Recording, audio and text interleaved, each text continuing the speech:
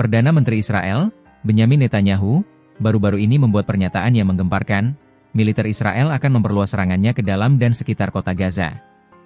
Keputusan ini menandai fase baru yang lebih intens dan berbahaya dalam perang.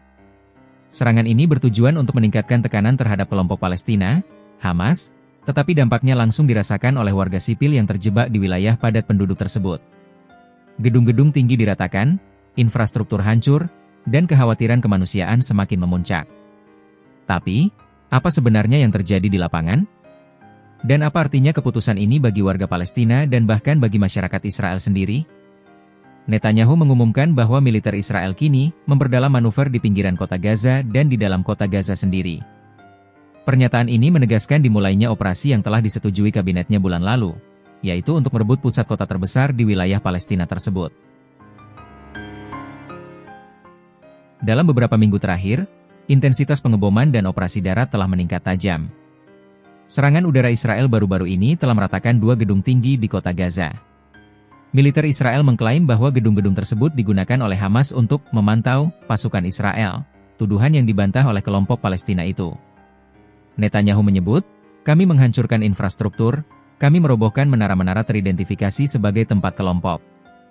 Ini menunjukkan bahwa Israel menargetkan infrastruktur yang mereka anggap sebagai bagian dari jaringan Hamas, meskipun dampaknya sangat signifikan pada lingkungan perkotaan.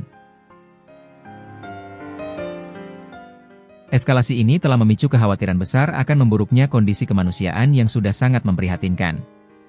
Israel telah menjatuhkan ribuan selebaran yang mendesak warga sipil untuk mengungsi ke zona aman baru yang telah ditetapkan. Netanyahu mengatakan bahwa sekitar 100.000 penduduk telah meninggalkan kota Gaza. Namun, banyak warga yang enggan atau tidak mampu pergi. Seorang warga bernama Mustafa Al-Jamal mengatakan bahwa ia tidak punya uang, tidak ada tenda, tidak ada rumah, dan tidak ada makanan untuk pergi. Kekhawatiran terbesarnya, dan juga kekhawatiran banyak warga lainnya, adalah bahwa wilayah di Gaza Selatan yang disebut zona aman telah berulang kali dibom, membuktikan bahwa tidak ada tempat yang benar-benar aman. Netanyahu menuduh Hamas berusaha mencegah evakuasi dan menggunakan warga sipil sebagai perisai manusia, sementara warga sipil sendiri merasa terjebak di antara dua kekuatan yang bertarung. Keputusan untuk memperluas serangan ke Gaza tidak hanya menimbulkan perdebatan di dunia internasional, tetapi juga di dalam Israel sendiri. Para demonstran Israel turun ke jalan untuk menuntut pemerintah membatalkan keputusan tersebut, khawatir akan nasib para sandera yang masih ditawan di sana.